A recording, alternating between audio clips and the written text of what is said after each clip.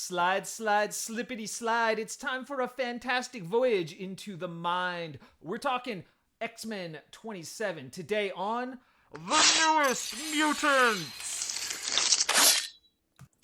Hello, I am Laz, your favorite Omega level mutant, and I read comics so you don't have to. Before we jump into our continuing Fall of X coverage, don't forget to like and or subscribe if you enjoy videos like this. And now, my X-Men, to me.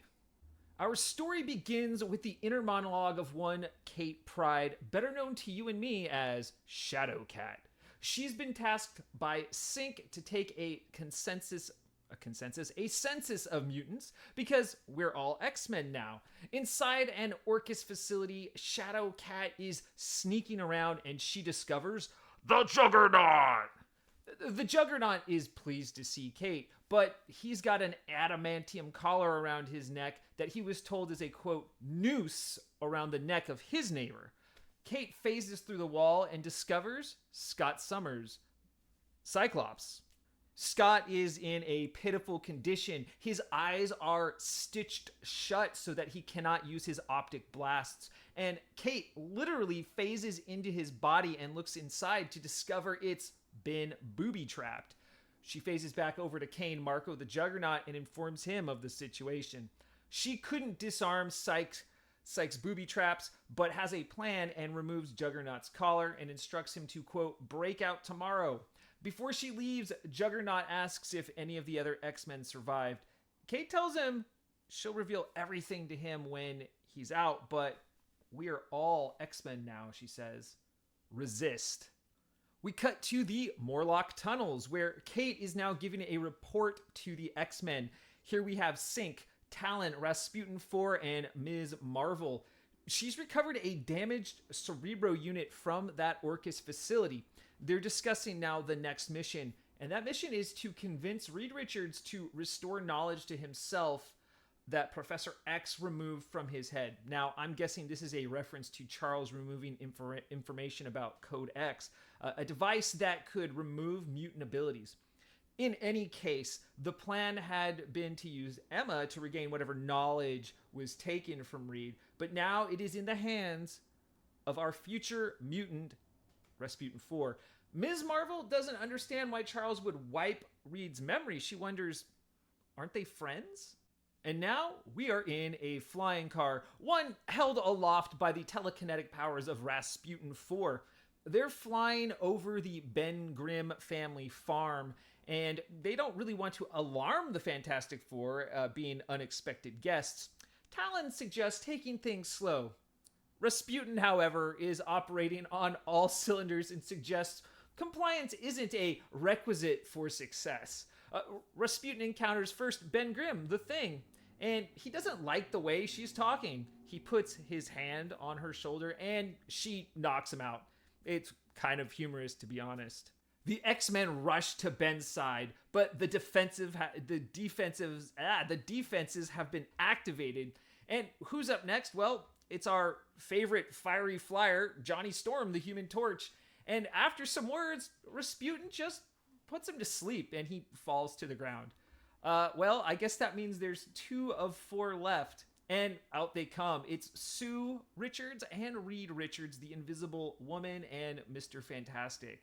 They jump into action pretty quickly, and Rasputin finds Reed, and he scans her and figures out that she's a mutant chimera. He also wonders aloud if Mr. Sinister or Beast created her. But quickly, Kamala Khan, Ms. Marvel, is fast approaching, trying to keep things from escalating. Rasputin, upon meeting Mr. Fantastic, tells him, hey, they need the knowledge that Charles and Magneto took from him.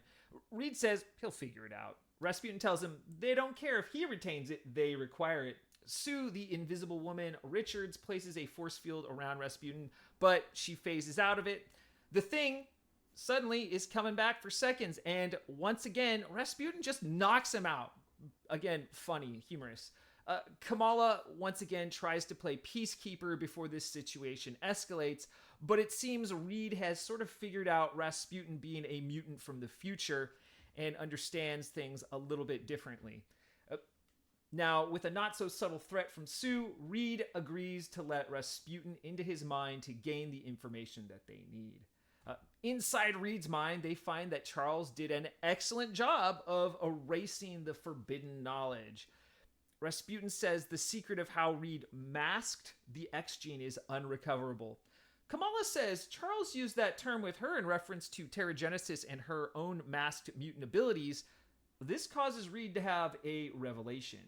Reed thinks he can figure out how to mask an X gene and can even tell Kamala what her mutant gifts are once he figures it out again. Rasputin is like, it's time to go. We couldn't find what we needed, so let's bounce. Finally, we cut to Doctor Stasis having a meal with suspected traitor Firestar. Stasis is telling her about how Juggernaut tried to escape, and rather than execute him, he wants to take the power of the Juggernaut for himself. An autopsy is scheduled for the morning, and that's the book! Welcome now to the part of the show where I like to thank you, for making it this far, and as always, I ask a question about the book we just went over. And considering today's issue didn't have a lot of action, but it did have a lot of plot and story developments. My question is, do you like story-heavy issues more than action-packed issues? Or do you like action-packed issues more than story-heavy issues? For me, I think there is a place and time for both, and I like a little bit of each in each book. But what do you think? Let me know in the comments. But now, back to the show. Time now to give credit where credit is due. First, let's check out this awesome cover by Joshua Cassara and GURU-eFX. This is a nasty comic. Look at it. Look at Psyche's eyes. They're like stitched up. The power just flowing through. This is a good cover. This is a really good cover. I like this one quite a bit. But again, Joshua Cassara and GURU-eFX on this cover.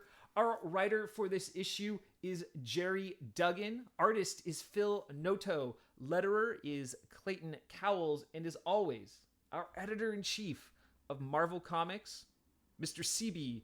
Cebulski.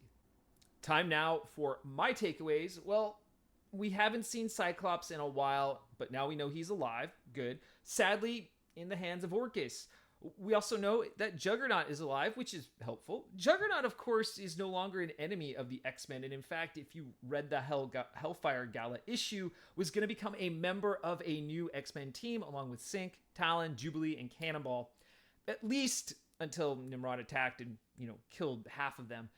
We also know that whatever knowledge Charles and Magneto took from Reed Richards may be crucial to helping the mutant cause. Of course, Charles and Magneto wouldn't have hollowed out that part of Reed's mind unless they truly believed the information he had was dangerous. So I wonder, why are the mutants risking bringing this information back? We shall see. Also, the idea of a Mr. Sinister clone with the powers of the Juggernaut is pretty scary. Sinister and his clones are already deadly and intelligent. Combine that with the unstoppable power of the Juggernaut, well, we would have a big problem, a very big problem. Time now for my favorite panels in this book. Not a lot of action in this book, but my third favorite panel is Rasputin 4 boldly marching toward the Grimm farm and Ben Grimm himself. It's a simple panel, but the determination in Rasputin's face made this one a winner to me. So enjoy it, check it out. My second favorite panel in this book is this high five from Reed and Kamala. It's silly and lighthearted, and compared to so much of the heavy and sad plot we've been getting throughout the Fall of X, mutant storyline, it's nice to have a laugh from time to time, and I thought this was a funny panel. And my favorite panel in this book is, in fact, another humorous panel, and it's the second knockout punch from Rasputin to Ben Grimm. It showcases just how powerful Rasputin 4 is and how determined she is to complete her mission. Rasputin 4 is easily one of my new favorite characters, and I'm hoping to pick up her first appearance at some point in my life. Sometime. And that's the episode and the issue. Of course, before I go, I always love to share with you a book from my own personal collection that's somehow related to today's issue. And with this one, we're going to share another book with Cyclops on the cover. And this issue, it's one of my oldest X-Men comics. It's X-Men 39, released in October of 1967. Cover art by George Tuska, Sam Rosen, and Stan Goldberg. Most notably, this issue is where the new costumes debuted. Anyways, take a gander at this classic X-Men cover. Look at that. Beautiful. I love it. Next time, we'll be talking X-Men Red number 16 on The Newest Mutants!